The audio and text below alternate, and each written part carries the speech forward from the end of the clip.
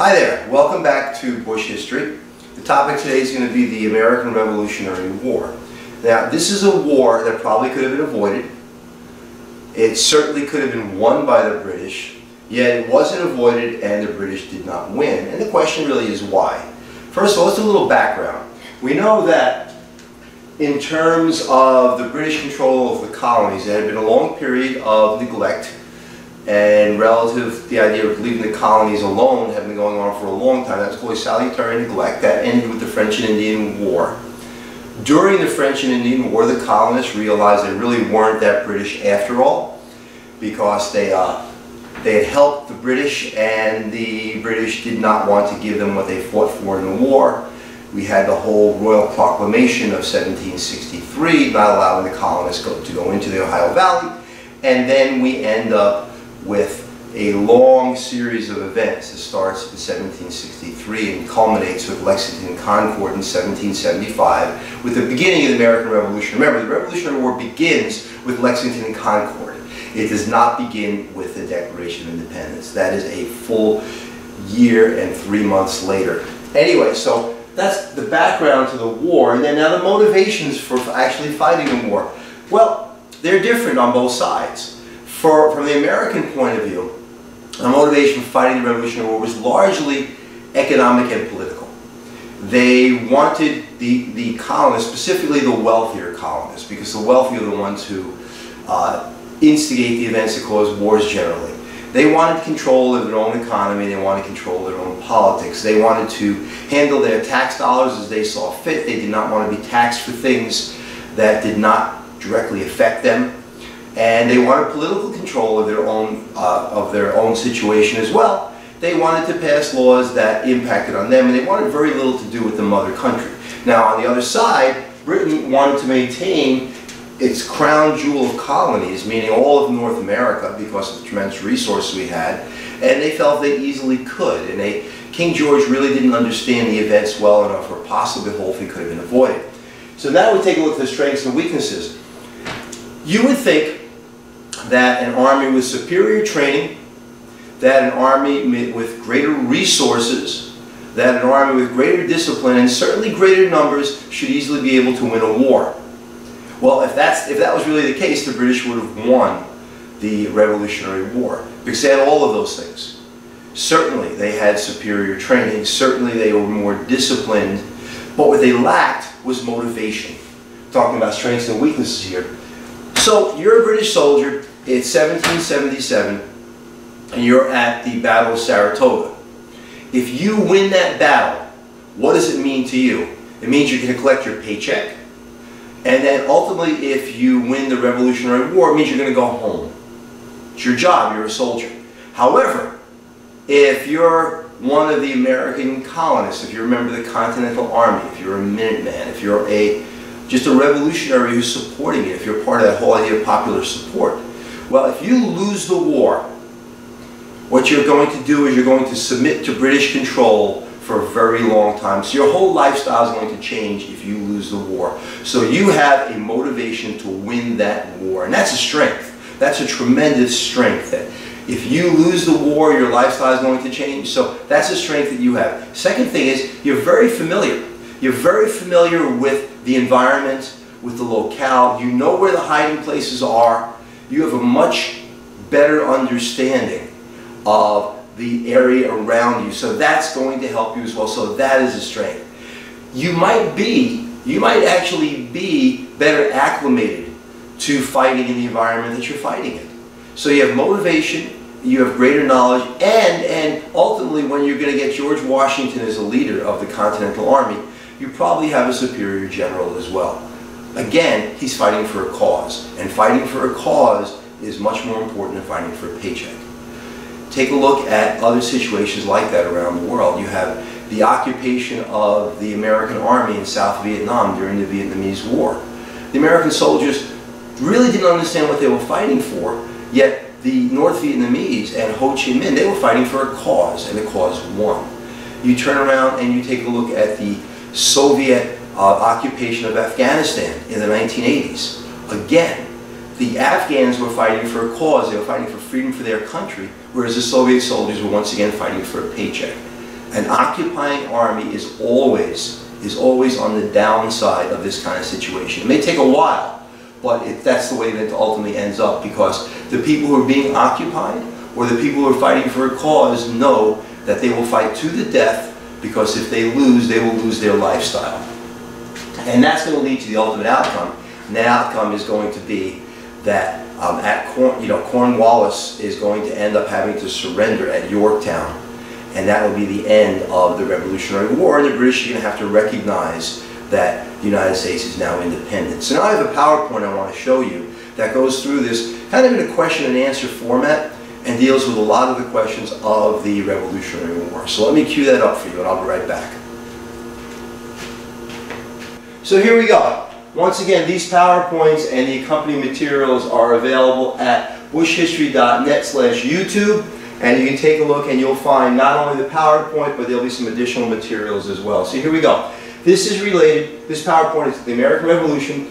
It is directly related to Chapter 7, which is in Out of Many, that's Farragher's Out of Many.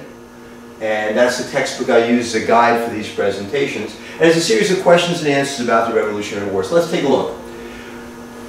So who served in the Continental Army? Was it the rich guys? Was it the rich guys who instigated the events that led to the war? No. There were people, these were guys who were looking to earn a paycheck. They were drifters, they were some farmers who weren't doing that well, they were indentured servants, and they fought because they wanted a paycheck initially, and they believed in the larger dream. They were promised land and money. The money would be paid at the end of the war.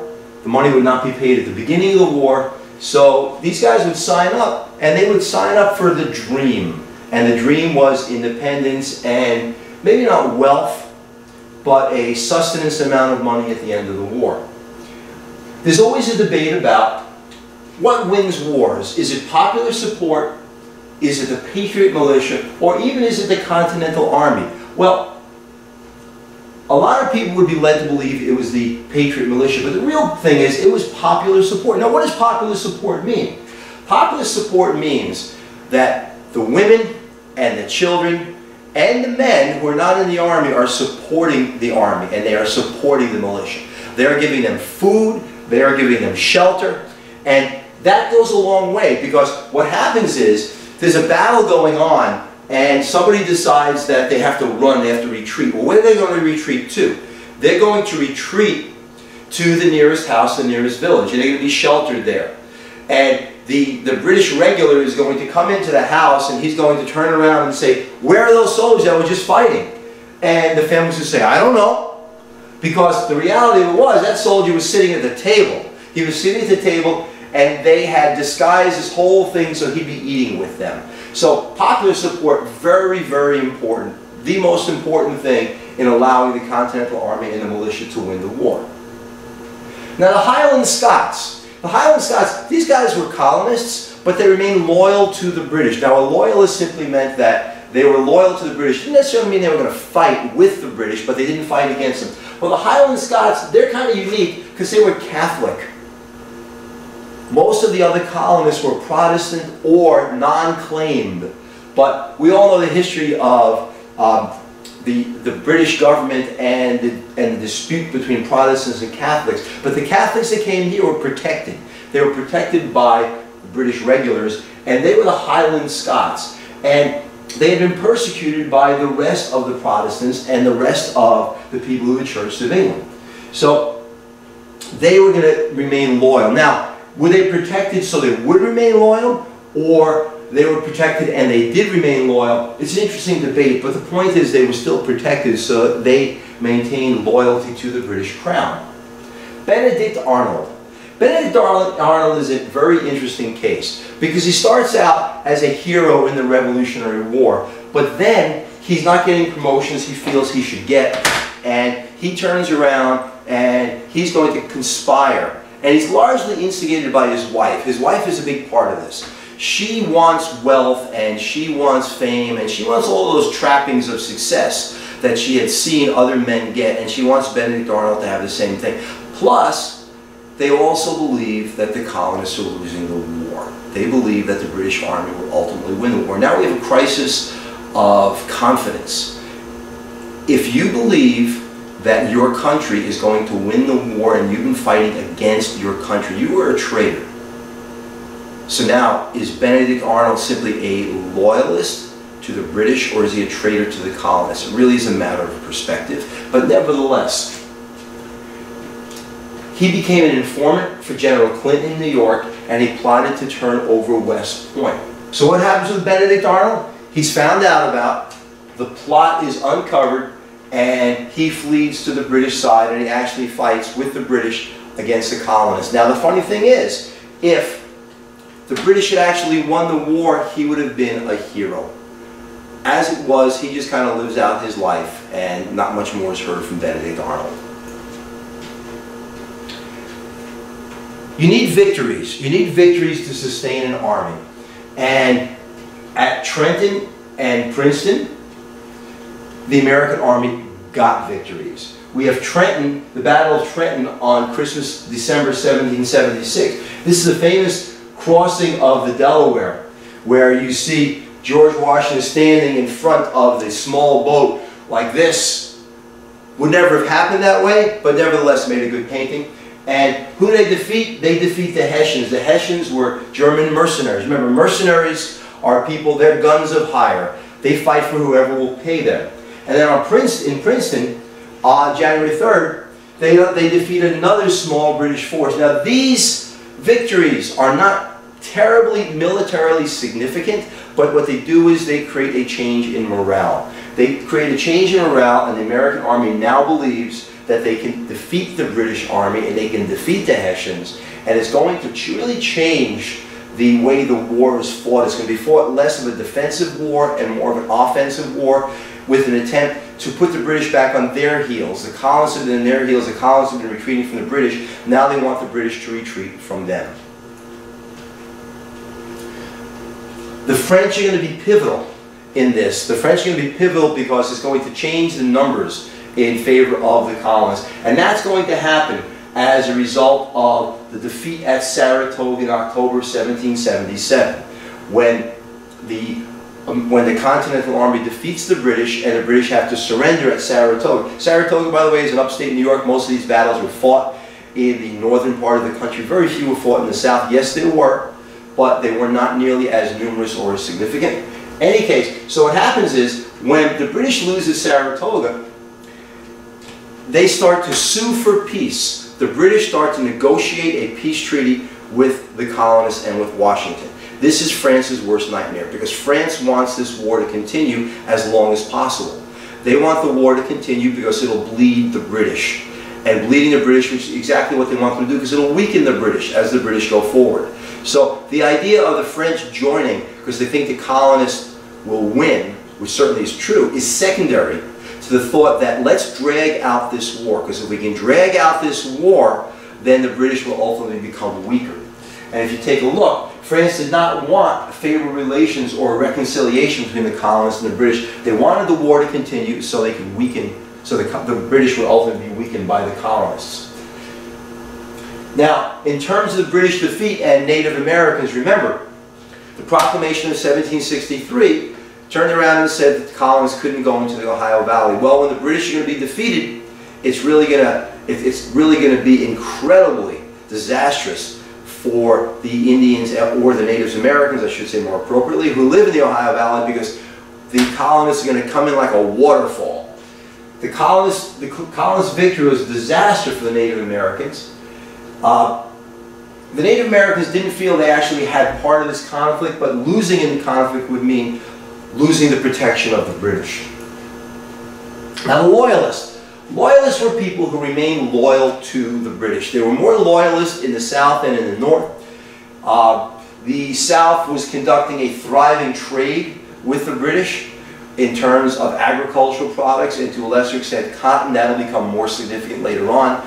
But they were also living more of the British lifestyle, that of a philanthropic society with a superior upper class, and they would have been the lords in English, and then a series of serfs, which would have been, and peasants, which would have been the farmers who supported the superior upper class. So, Anyway, they were mostly in the South, and the Loyalists were rewarded for their loyalty by the British by giving them land. Whenever a battle had occurred or whatever, the British had occupied land, they would turn that land over to the Loyalists. So there was a lot of resentment between the colonists and the Loyalists. And what would happen to the Loyalists at the end of the war? Would they be persecuted? There are a lot of cases in history where the winning army turns around and inflicts a genocide on the people who supported the losing army. So that was a major concern. But the way it really worked out is any of the land that had been given to the Loyalists would be confiscated and redistributed to the local population. But other than that, the Loyalists would be left in peace. They would not be persecuted. At the end of the war, or I should say 2 years after the end of the war, in 1783, because the war ends in 1781 with the surrender at Yorktown, there was a conspiracy. This was in Newburgh, New York, not far from my hometown, and a group of soldiers, specifically officers in the Continental Army, were unhappy that they had not been paid the bonuses they were supposed to be paid. The new government was relatively poor, and paying these bonuses that had been promised was very difficult for the new government. So there was a conspiracy to overthrow the young government, and there was even a thought that George Washington would be named the king, or dictator, if you like, an emperor, maybe along the lines of Napoleon, of this new young government, because this young government is very fragile. We had been acting under the Articles of Confederation, and the Articles of Confederation did not give the central government a lot of strength to coerce the states to follow in line with any edicts or any ideas or any laws that would be passed by the central government. So it was a very weak central government. So George Washington is summoned, and he shows up at Newburgh, and he is offered a chance to lead this government. And he might have been able to do that. He was that popular. But instead, George Washington takes off his glasses and says, "I'm an old man. I'm done with my fighting, and you should be done with your fighting too. We have to let this civilian government that we fought for, we have to let it govern." And with that, the Newburgh Conspiracy ends, and the idea of military subordination to civilian authority becomes cemented in the American mindset. And ever since that moment, the military has taken its marching orders from the civilian government. Whether it agrees or disagrees with that civilian government, the military takes its orders from the President of the United States and our Congress. The President primarily because he is Commander-in-Chief, and obviously he has to work with Congress. So, this came to be known as Washington's Newburgh Address. By denouncing force by the military, he set the precedent, as what I said a second ago, for military subordination to a civilian government, to a civilian authority, and that holds till today. So after the war, our economy was in ruins. We owed a lot of money to the French, and we owed a little lesser money to the Spanish, but we were deep in debt. And the idea of, well, how do you pay off that debt, and how do you pay the soldiers who fought in the war, was initially settled with, let's print lots of money, because they didn't understand the economics of the more money you print, the less it's worth. So there's a flood of paper money, and that paper money was printed without regard to connecting it to a precious metal such as gold or silver, which certainly that debate would occur later on in American history, and it became largely useless. So that money becoming largely valueless, and the fact that we don't have British goods to use, maybe to barter, our economy is in very bad shape after the war. And it isn't going to be until Alexander Hamilton rescues that with several of his plans and ideas for assumption and taxation that our economy is going to get on its feet. So we're doing poorly. And that period between 1781 and 1788 is called the Decade of Crisis, because what's going to happen? Are we going to survive this period? And fortunately we do, but it's going to take a bit for all of this to work its way out, and for us to actually end up with a constitution once we realize that the Articles of Confederation isn't going to work and doesn't work. So as you can see, the Revolutionary War in its inception was largely motivated by politics and economics, not at all unusual. And at the end of the war, what do we have? We have a situation where politics and economics is going to be questioned again. The idea that we don't have enough money to pay our bills, and the idea that maybe our government is not strong enough under the Loyalist Confederation will exist, except this time those questions will be solved not by the gun and not by an invasion and not by a war, but they'll be solved by the gradual evolution from the Articles of Confederation to the United States Constitution, the very Constitution we have today. Our government is based on the same principles it was based on in 1788. There have been many revisions, and we'll talk more about that when we get to the Constitution. So remember, go to www.buschistory.net and there is additional information available relating to this PowerPoint. Have a good day.